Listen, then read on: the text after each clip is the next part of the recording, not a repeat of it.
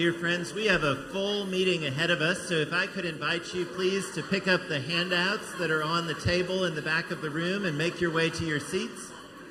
Again, if you would please pick up the handouts at the back of the room and make your way to your seats.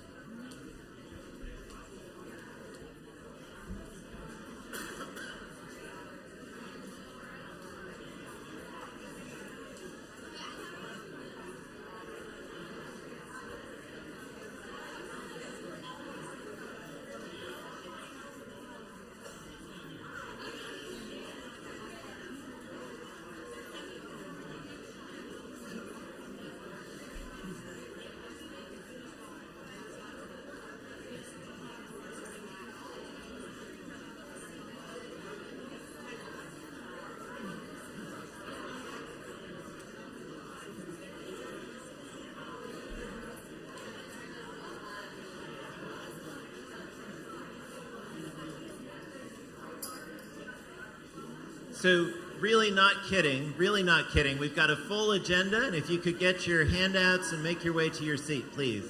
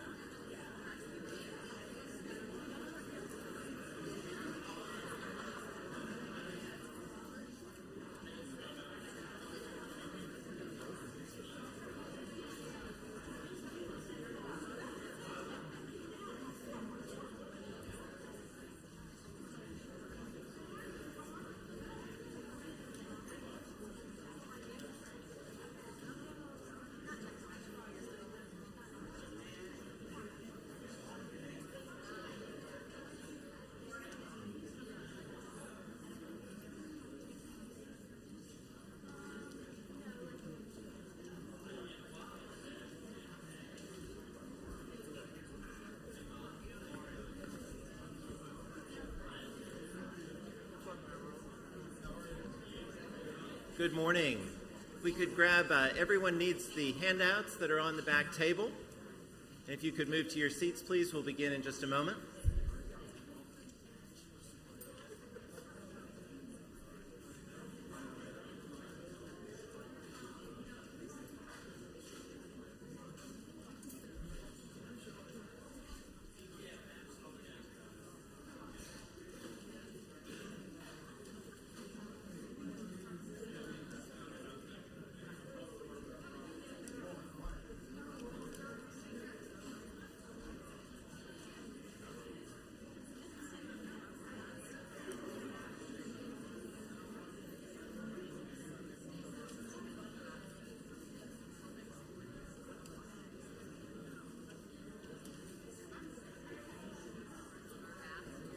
Good morning again. If you would please grab your handouts and move to your seats. It's about time to convene.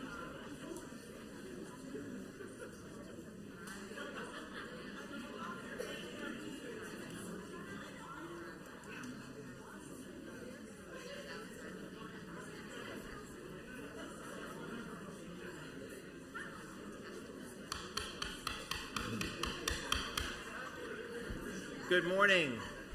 Good morning. As the rector of the parish, it's my privilege to call to order the annual meeting of the parish for the calendar year 2024.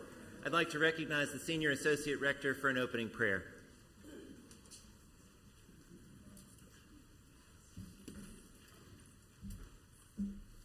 The Lord be with you.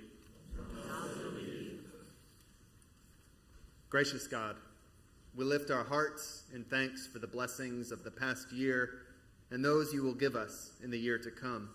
They are like the treasure of the scribe trained for the kingdom of heaven, things old and things new.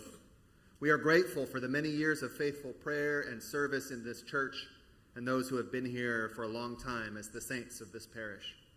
We are grateful for the many new faces and friends, and for the new energy and new ideas through which you continue to call us to the witness of your Son. I give thanks for the many ministries that happen in and from this community, both formal and informal, as people live out their baptismal covenant, for service, for mutual care, fellowship, all rooted in the love of neighbor. I give thanks especially for the vestry of the past year, for the energy and drive with which they pursued initiatives that will help the church grow and thrive for years to come. Bless us as we seek new vestry leadership for the year ahead, and bless those who have put themselves forward to serve. Bless our church family and all of those connected to us. Continue to sharpen our vision of what it means to be your people in the world, especially on this corner of Walnut Grove and Perkins. Help us hear clearly your call to love and serve the world around us, and give us your Spirit to guide us into doing so. Ground us in the hope of love and light eternal, that we too might be free to give ourselves away, knowing that you have already given us all that we will ever need, belonging heart, mind, body, and soul to your Son, our Savior, Jesus Christ. Amen.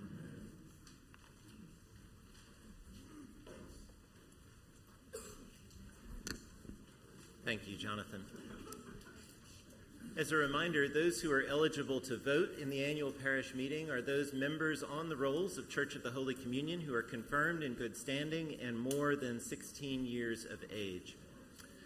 It is the custom of this parish to read out the minutes of the last annual meeting, but often also the custom of someone to make a motion to suspend the reading of the minutes and approve as presented by the clerk. Are there any motions on the floor? Oh, lots of motions. Carol Patterson moves and Morgan Brookfield seconds that we dispense with the reading of the minutes and adopt the minutes as presented by the clerk. All those in favor, please signify by saying aye. Aye. Any opposed, nay. Abstentions? In the ears of the chair, the ayes have it. Motion carries, and the annual meeting minutes from 2023 are approved as presented by the clerk. I'll speak to this more in just a minute, but this has been among the most productive vestry years of my tenure at Holy Communion. And for those of you who have been around a minute, that's really saying something. The people who we are going to be retiring from the vestry have been faithful leaders of this parish. They began their vestry service at a time when we were not able to gather in person to meet for vestry meetings. We sat for their orientation around this room, everyone at their own 6-foot table, spaced apart from each other. And they've worked us through to where we are today. We have so much to be grateful for in them. The first retiring vestry member that I'd like to recognize is Thomas Carlisle, who has been involved with vestry nominations and building up the core of leaders that we have on the vestry. He was also one of the people who helped get us connected with Voices for a Safer Tennessee, which brought more than 200 people into this room not long ago to talk about an important issue in our community. Thomas, thank you so much for your leadership. Please come up.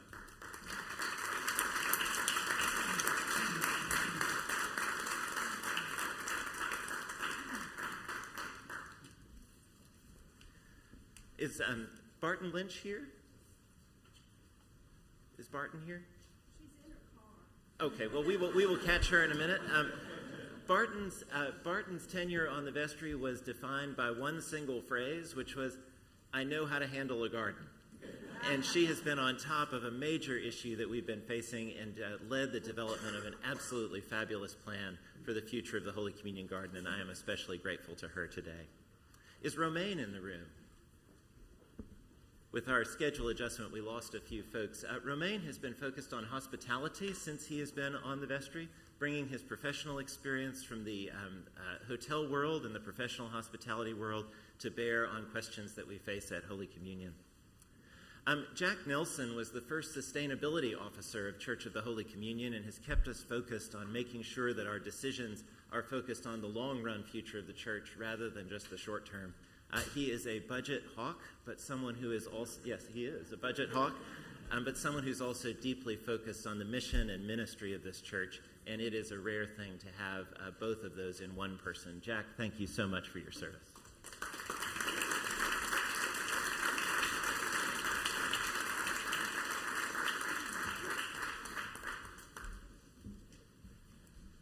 Bradley Fogelman was not able to be with us today at the rescheduled annual meeting, but Bradley redefined what it meant to be the junior warden of Church of the Holy Communion.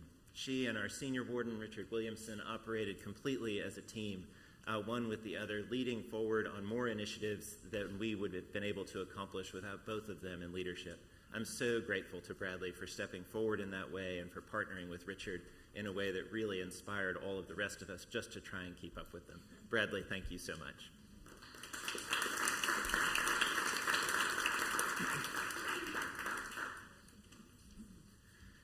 Having now retired 5 members of the vestry, we need to elect 5 new members of the vestry. The vestry nominating committee has put 5 names before you, and I'd like to invite those persons to come forward and stand in front of the dais so that we can know who you are. Would our nominees please come forward?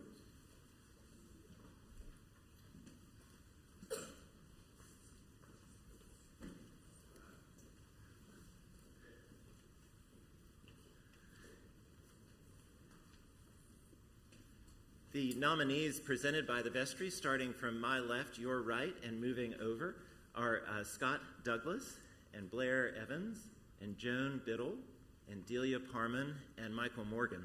I certify to you that they have met the canonical eligibility to serve on the vestry and have agreed to serve if elected.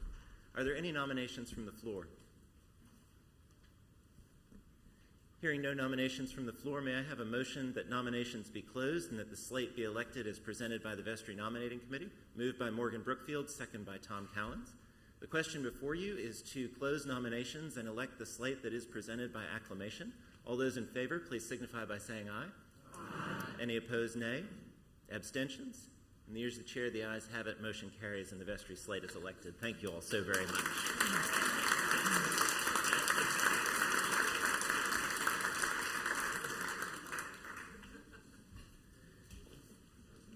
This meeting, as I have said, is full of good news, but it is full of good news because of the hard work of so many of our lay leaders in this place.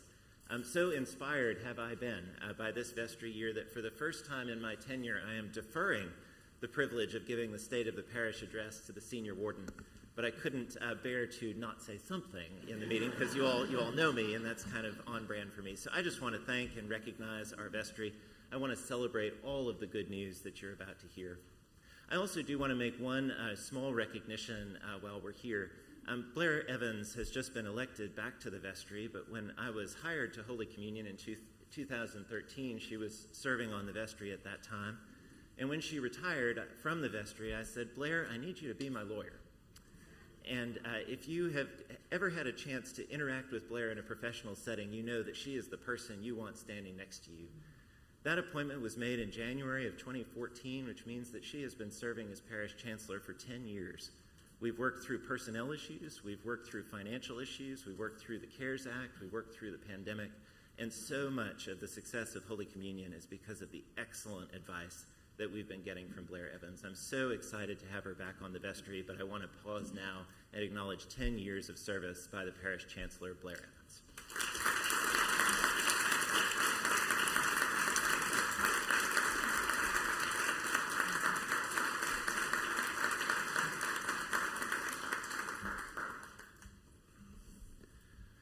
With that, we will transition into a series of finance-related reports. Please don't do that with your eyes when I say finance reports. This is all good news that we have coming towards us.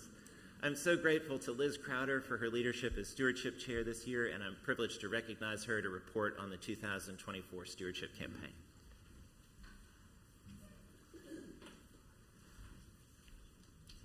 Good morning. The main thing I can say to you all is thank you, thank you, thank you. You all made this year's campaign a delight to work on, and I think we have real progress made over the prior year, and I'm just thrilled to tell you about it. We tried a lot of new things this year, and Jack Nelson and I talked to people from 4 different parishes around the country that are much like ours. What do you do? What do we do? What's different? And we just tried a lot of things, and I think some of them worked. One of the first things we did completely new for us is a $10,000 challenge by an anonymous, wildly generous donor. if we had participation increases, and that's been something we've been struggling with. I told you last year that at that time a little over half of our membership list did not pledge. Well, I can tell you this year, last year we had 23 new pledges. We set a goal for 40, and this year, as of February 11th, we had 61. That is an 165% increase. So now, that isn't to say there's not a little more work to do, because we still have about 53% of our mailing list is pledging now. But so we got still 200 some people on the list that we could still reach out to. But I'm very pleased with that. And then with the new and increased pledges, that goal was 140. The prior year we'd had 106, but we achieved 186, which is a 75% increase. So also very exciting, and it's the reason we had good results in the dollars as well as the participation. But I think really participation is so key, because that's what gives people this feeling of investment and ownership in this place, and that they're really a part of it. So on to the money. As I say, total pledgers then went from 266 to 296, which is an 11% increase, and our dollars went up by 5.4% to just under $1.8 million. That's really great. I heard a phrase I heard this week saying the biggest room in your house should always be room for improvement. So there is room for improvement, but everybody did a great job. People came through. I think we had just for an example, on the bottom of the pledge card, if you notice, there were specific asks. 20% of the people checked a box. So I think that was a successful thing. And so we're just going to keep trying new things and see what works. And I'll be available afterward if anybody has any questions.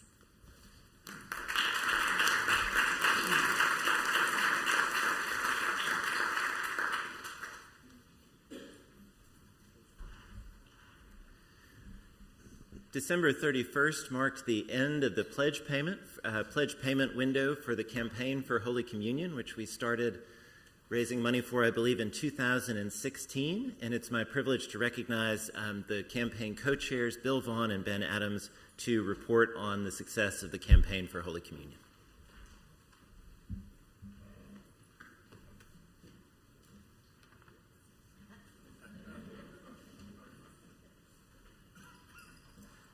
Bill's not doing this one alone, Ben.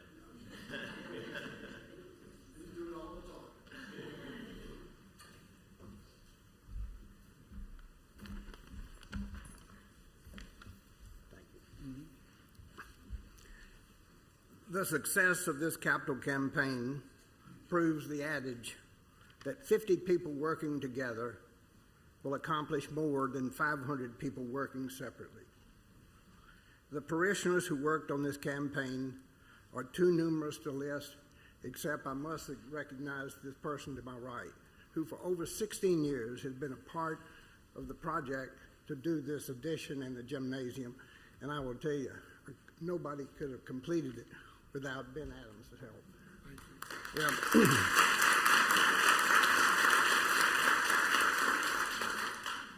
Many of you are here together who worked on the campaign, and we thank you.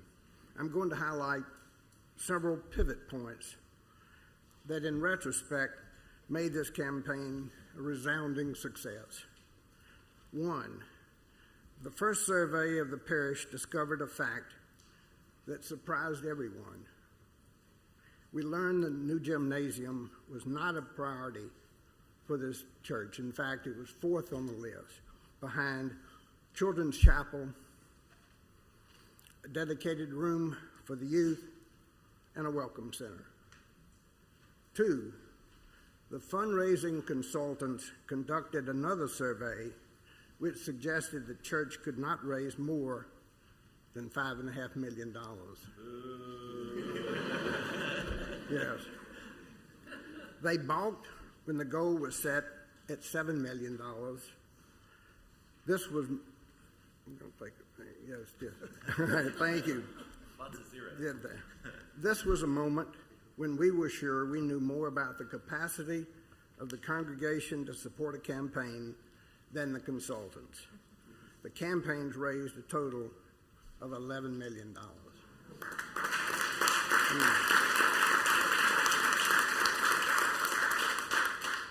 3, Sandy intuitively knew the church needed to limit its contribution to the gym. He negotiated a payment of $1 million to St. Mary's for our portion of the gym. When the first church families were asked to pledge to the campaign, the church had already secured gifts totaling $1 million. We were able to assure those families that none of their money would go to the gym. 4, at least 50 people volunteered to work on the capital campaign. They made personal calls to every member of the church and met weekly. These meetings quickly became celebrations because the responses were so positive, and we began to sense something special and extraordinary was occurring. 5, our first jolt of reality was when cost estimates came in $1 million over the budget. The price of the Welcome Center and the front entrance to the Blaisdell building was so much over budget, it jeopardized the entire project. David Dando, who was the church's liaison between architects and contractors, recommended an elimination of staircases and a 2-story design. His suggestion saved $1 million. 6, phase 1 was nearing completion, but nothing had been done to the nave, the narthex, or the chancel.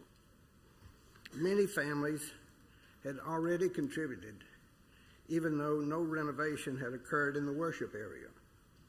Other families had pledged money to be used in the worship area, but had allowed their money to finish the projects that were in phase 1. As more pledges were received, we were able to honor the intentions of donors who had given money for use in the worship area. 7, the mantra for every committee tasked to renovate the worship area was, quote, "There will be no compromise on quality." A team was assigned the delicate task of replacing the iconic dossal, which was beyond repair. They commissioned an artist and conferred with a liturgical architect for more than a year. Some parishioners preferred a restoration of the original dossal, while others wanted a different curtain that complemented the newly designed chancel.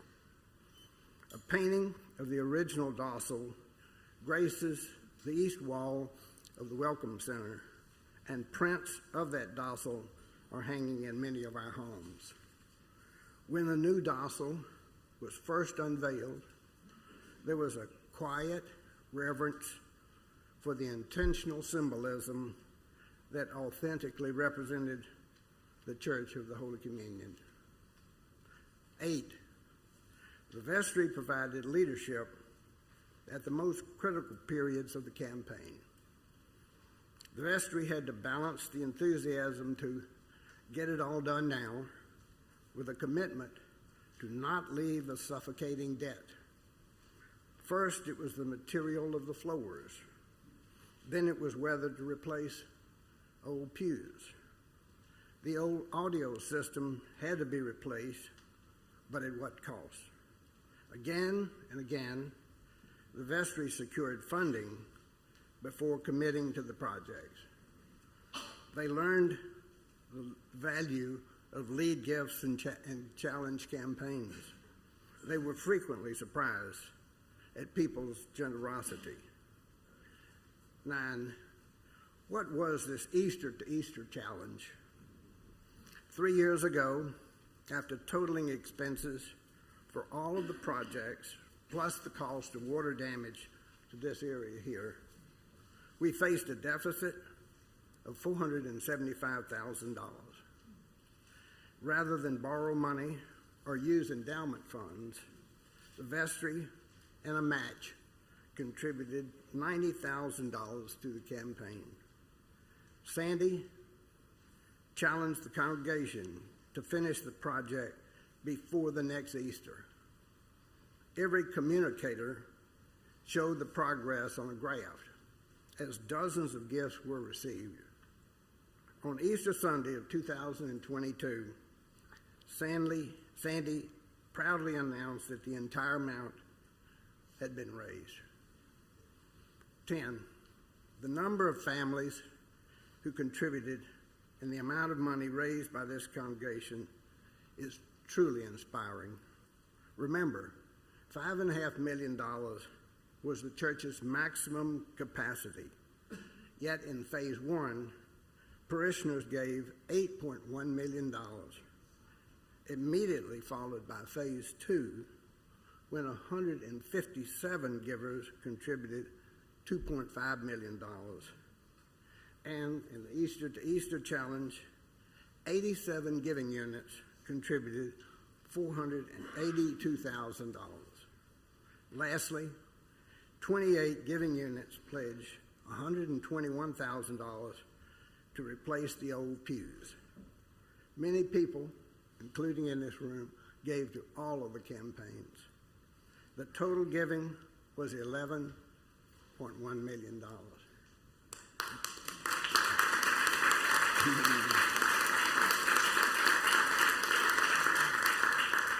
This is a great time to be at Holy Communion.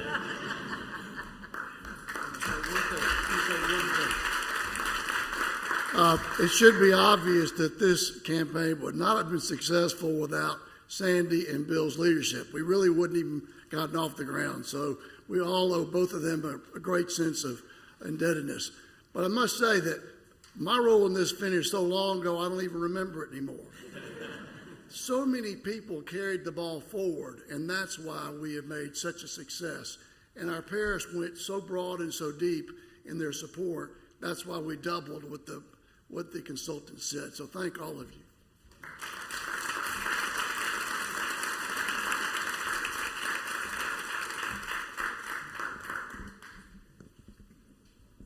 At the December meeting of the vestry, the treasurer reported that all external debts had been settled and all internal borrowing had been settled, meaning that all expenses related to the campaign were fully covered and that there was money left over in the checking account. And the vestry officially voted to end the campaign for Holy Communion, to close that checking account, and to use the remaining funds to help towards our portion of the tower restoration project. We have truly completed the campaign for Holy Communion.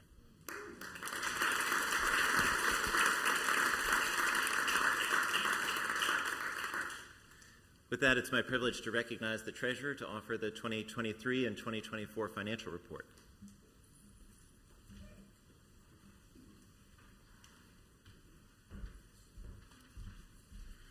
Good morning. So at the top of my remarks, I have positive, because this was a fantastic effort by the vestry and the staff financially and all other aspects of church life. But in my world, the job they did was remarkable. As you can see, we were budgeted for 2023 to have a deficit of a little over $24,000. And when the year ended, we had a surplus of $229. Excuse me. Don't spend it all in one place. That's right. But that took a lot of work, and there was a lot of bumps along the way. And I kind of wanted to highlight how that came about. On the income side, we had 102% of budget in pledges. So we had people who were pledging gave more than they pledged, which was fantastic. We had 150% of budgeted and undesignated gifts. So that was obviously a welcome surprise as well. The markets helped us out a little bit, or interest rates did, and we had interest income of about $50,000. So those three things contributed to the revenue line. The vestry did a wonderful job in the midst of a lot of turbulence from expenses, and they controlled them very, very well. We had a couple really, really large items, one of which is an HVAC repair in the chapel for $35,000, which was not budgeted, and our insurance premiums went up as well. Those things were offset by We also had an unbudgeted youth minister position that came on. That we found the right minister and youth minister and brought them on. We lost a parish life member, so that had a kind of almost a neutral budget effect for 2023. I want to recognize Blair again and Ken Roberts. We have, as you can see, a huge steeple project. I call it the steeple project. You call it something much more dignified. Tower restoration. Excuse me. That was a huge item. It could have been a budget buster, and they did incredible work working with insurance companies to get a great portion of that covered by insurance. And there's a lot of details around it. And if you really want to learn about it, you can ask Ken and Blair. But they did amazing work along with Sandy to make that a very manageable expense for us. I want to move on to the 2024 budget. And the 2024 budget is what I have at the top here.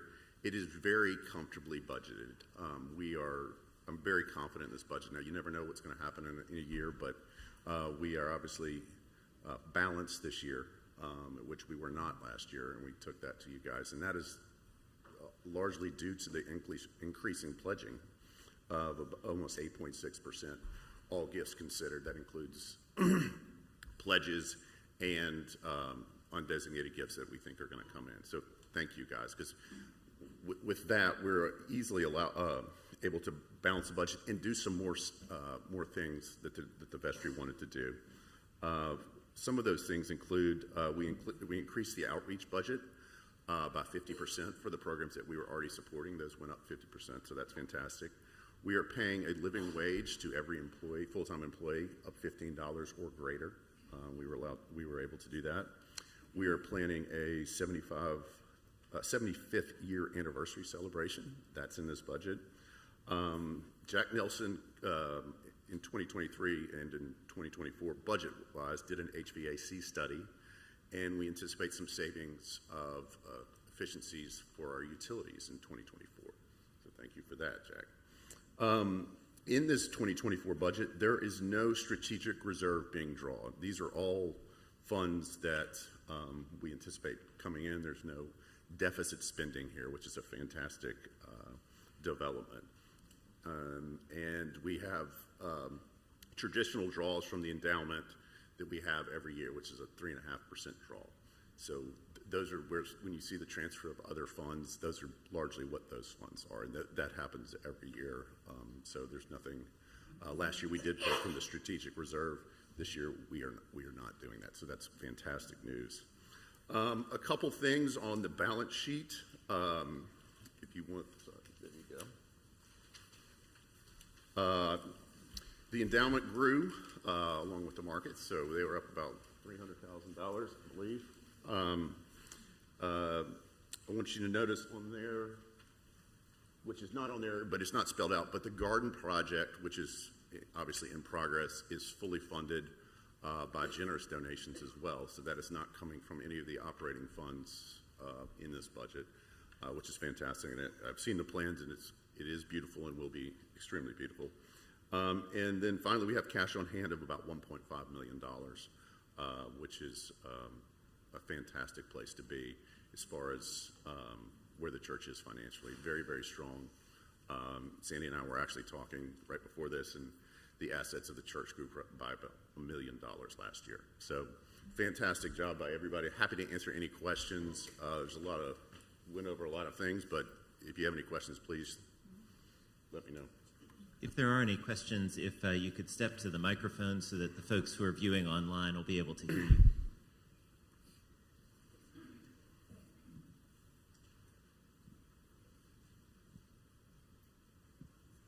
Sounds good to me. Balance of budget, no questions.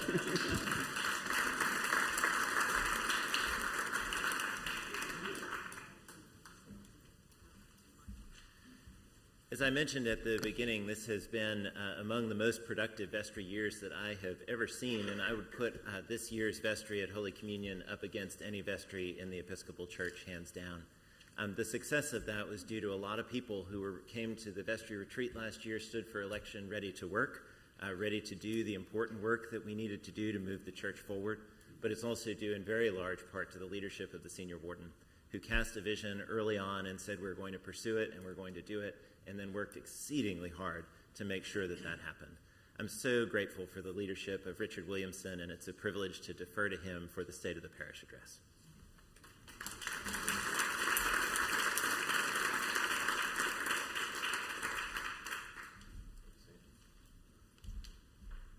Good morning, friends. Good morning. What a difference a week makes. Running water and everything. Exactly. Facilities that work if you need to use them. I noticed because of the technology that we've invested in, that last week Sandy was wearing none other than LL Bean mud boots and jeans.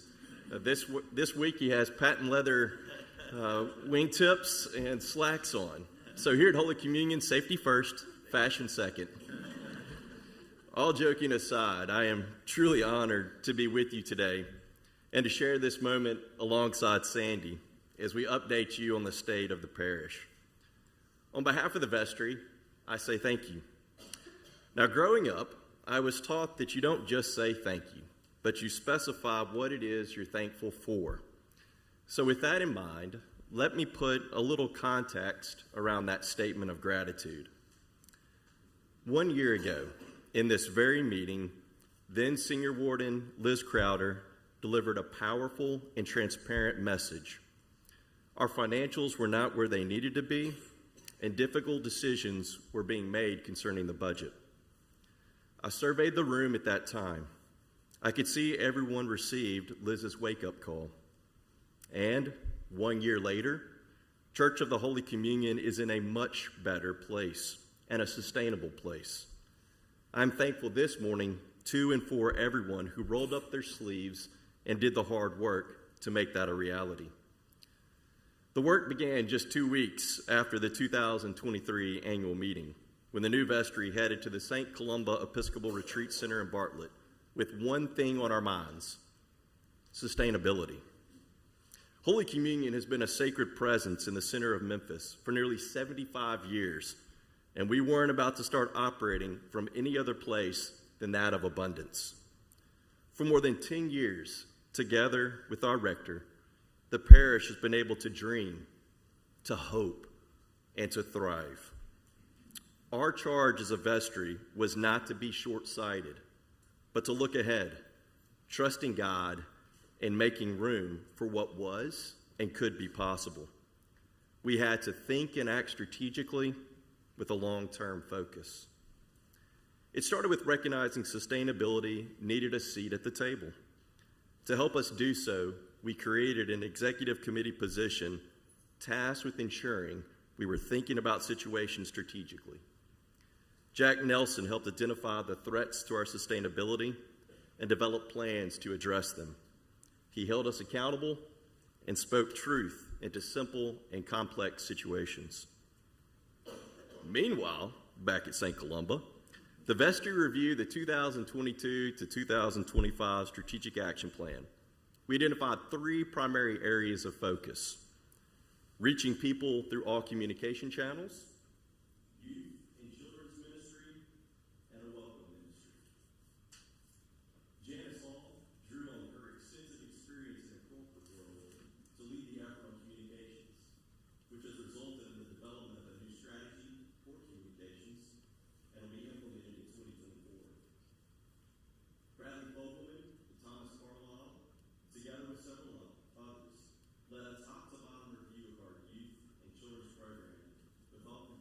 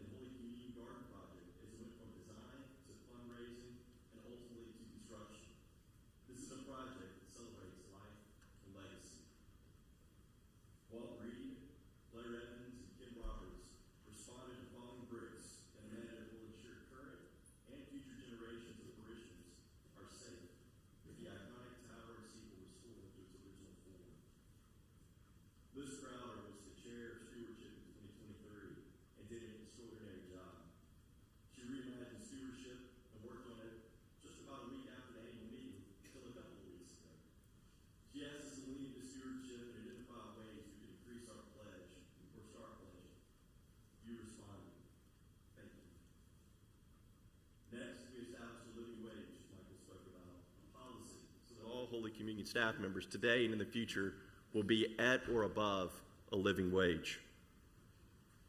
And I want to pause for the last three. The parish celebrated Sandy's 10th year of ministry at Church of the Holy Communion. We created and celebrated Reverend Sandy Webb with the Sandy Webb Strategic Leadership Endowment Fund in honor of his extraordinary leadership. He has redefined and elevated the expectations we have for the Rector of Holy Communion, and I invite you to join me in ensuring that continues by participating in that fund. As Bill Vaughn shared earlier today and Ben Adams, we closed out our capital campaign account and are debt-free. Debt-free, y'all.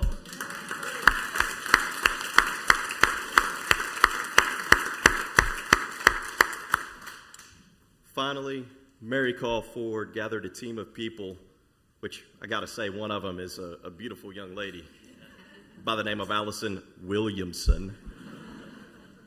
And there are others, too, that are on that committee. But are going to plan, and already are planning, an epic 75th anniversary party for us in the latter part of this year and first part of next year. As we turn our attention to 2024, there is much to be excited about. We have a series of mission-forward initiatives that will keep us moving and thinking strategically and sustainably.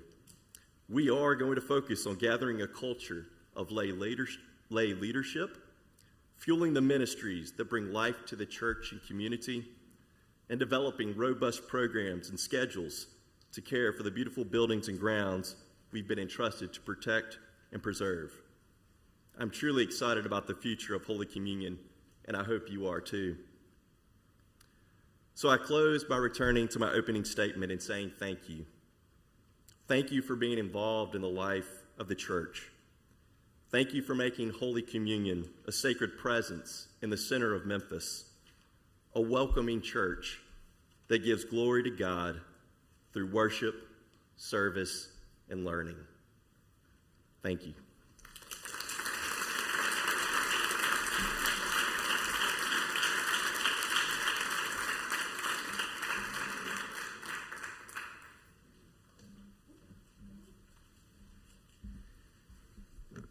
This concludes the business and the reports. We do have some time for questions, and because of how we're leaning into communications and gathering in new ways, we have a large number of parishioners who've gathered online today, and Sarah Cowan, the Reverend Sarah Cowan, will speak for them.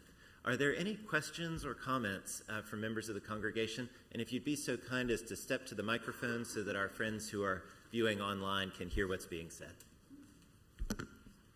I appreciate everything that's been done. And through some small groups, there has been discussion, and there was a big drive in the past couple of years to get everybody's picture and information and contact information in the online directory. But there has been some discussion that there has not been 100% participation in that, or maybe even 50%. So then there's been other discussions of maybe we could supplement that with a paper directory. And I would just like to, maybe there being relatively new and still learning names, maybe some discussion about that. Susan, that's so helpful. One of our major investments was the online space that we're internally branding My Holy See. The trade name for it is Realm. And the clergy have decided that anyone whose profile is not updated by the end of next week will be excommunicated from the congregation. So that will get us to 100% guaranteed as of the end of next week. So make sure you're not in that group. We will take that under advisement. Paper directories are seem simple and straightforward, and in fact are incredibly complicated, and we just need to work through the various elements of it. But you have 7 days to complete your updated Realm registration. Any other questions or comments from the congregation?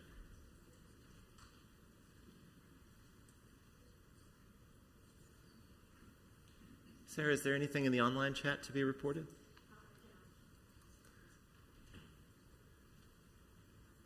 Well, not only has this been an incredibly effective vestry year, it's also been a very efficient annual parish meeting. Sarah? Just a comment about the Okay. we'll come back to that. Unless there are any other questions or comments for me or for the officers, I'll entertain a motion to adjourn the annual parish meeting, signed by. Moved by Charles Beach, seconded by Eleanor Jordan. The question before you is adjourning the meeting. If there's any further conversation, all those in favor signify by saying aye. Aye. Opposed, nay. Abstentions? The chair of the ayes have it, and the annual meeting is concluded. Thank you all so very much.